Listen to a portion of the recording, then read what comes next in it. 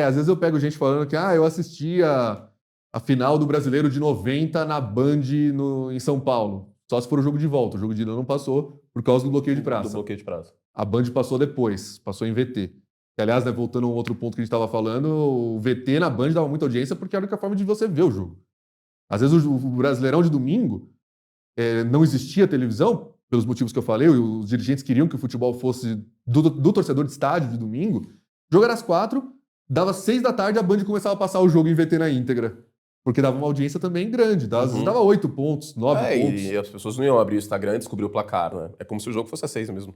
Muita gente que é dos anos 90, que foi criança como a gente, é muito ligada ao rádio. E algumas pessoas perguntam, por que você não é tão ligado ao rádio? Porque eu, em casa, e por uma influência até do meu pai, nós não ouvíamos os jogos no rádio. A gente ficava o máximo possível sem saber quanto foi o jogo para assistir ao VT depois na íntegra, sem saber o resultado e ter a emoção como se o jogo estivesse sendo ao vivo. Lá em 97, por exemplo, você tem uma Band que transmitia a Série A2 do Campeonato Paulista de segunda-feira à noite. Dizem muito porque o Luciano do Vale era Ponte Pretano e a Ponte Preta estava naquela Série A2. Tanto é que ele passa a Série B do Brasileiro depois também, de segunda-feira à noite. Então eu fui criado vendo a televisão. Eu não sou tanto do rádio. Por isso que eu acho que eu gosto muito mais de futebol brasileiro hoje do que futebol europeu, porque eu não sou da geração que começou a ver futebol pela ESPN, pelo Esporte Interativo, pela TNT Sports. Eu sou alguém que começou a ver futebol na Band do Luciano do Vale, na Record, na SBT, na Globo, na Manchete. Então eu gosto muito mais de futebol nacional, tenho esse apego aos clubes. Quem eu conheci primeiro? Eu conheci a Matonense primeiro que o Bayern de Munique, pô. Pra mim faz parte da minha infância. Hoje eu sinto quando a Matonense tá lá sendo rebaixada pra 5ª divisão. Eu sinto muito mais. Você viu lá que o Sunderland caiu? O Sunderland subiu? Que legal. Mas você viu que a Matonense caiu? Que tristeza. Pra mim é muito mais isso. E a Band daquela época passava muito mais jogos mesmo de outras praças. E até um ponto que também pra gente trazer pro dia de hoje em comparação com aquela época, e de volta para a minha planilha dos jogos do Brasileirão transmitidos para São Paulo, nós estamos tendo uma experiência que não se tinha desde os anos 90 de ver jogos que não envolvem grandes paulistas. Porque a Record está transmitindo um jogo por rodada sem divisão de praças. Então já passou Inter e Vasco, já passou Inter e Fortaleza, agora a gente está gravando dia 31 de julho, vai ter no próximo domingo Ceará e Flamengo. São jogos que não fazem parte da vida de quem cresceu nos anos 2000 e 2010 aqui em São Paulo. A Globo não passava. E eu tenho esse dado também, de 2003 dos pontos corridos até 2024, com a Globo tendo todo o direito de transmissão e, no máximo, dividindo com a Record uns anos ali, com a Band em outros, mas aquela divisão consentida, né? Só passava os jogos que a Globo também passava.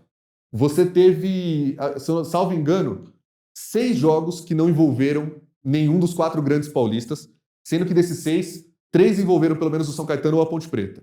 Sem ter nenhum time grande mesmo, são 4 jogos, aliás. É um jogo do Flamengo em 2013 que eu não sei porque a Band transmitiu para São Paulo, acho que ficou sem jogo para transmitir, tinha Libertadores na Globo, acho que foi alguma coisa assim. E um Flamengo e Atlético Mineiro, talvez, em 2020, que foi transmitido só porque Goiás e São Paulo foi cancelado faltando 10 minutos por causa da Covid. Porque os jogadores do Goiás estavam todos com Covid e o jogo foi cancelado, aí mostrou. Então você pega... Na era dos pontos corridos, de 2003 a 2024, são mais de 20 anos, são 22 campeonatos.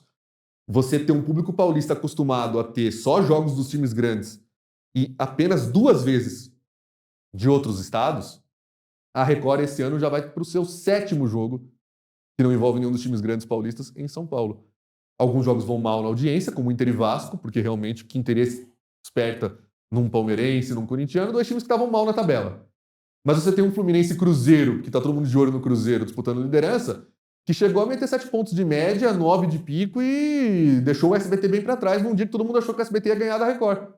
Então, não é só também, futebol na Record tá uma merda, não dá audiência, não sei o quê. Há um costume e há uma falta de costume. O paulista não foi acostumado a ver jogo que não envolva Palmeiras, São Paulo, Corinthians e Santos nos últimos 20 anos, 20 e tantos anos, porque a Globo só transmitia jogos daqui. Agora a Record está com esse contrato até 2027. Nós vamos ter essa e mais 2 temporadas para o público se acostumar que futebol não é só Palmeiras, não é só Corinthians, não é só São Paulo e não é só Santos. Então é bem interessante que a gente tenha de novo essa experiência que nos anos 90 era mais comum. O Carioca passava na Record e na Band para São Paulo, hoje também está passando. Né? A Band transmite o Carioca para São Paulo. Então eu acho que tudo isso é a formação de uma geração. Querendo ou não, as pessoas não param de nascer. Tem criança que nasceu ali em 2018, 2019, que está tendo agora os primeiros contatos com o futebol e está aprendendo que futebol também passa jogo de Fluminense, de Botafogo, de Cruzeiro, de Fortaleza, aqui em São Paulo para nós. Se você quiser conferir a entrevista completa, não deixe de ir para o nosso canal principal nas entrevistas do Além das Linhas KTO.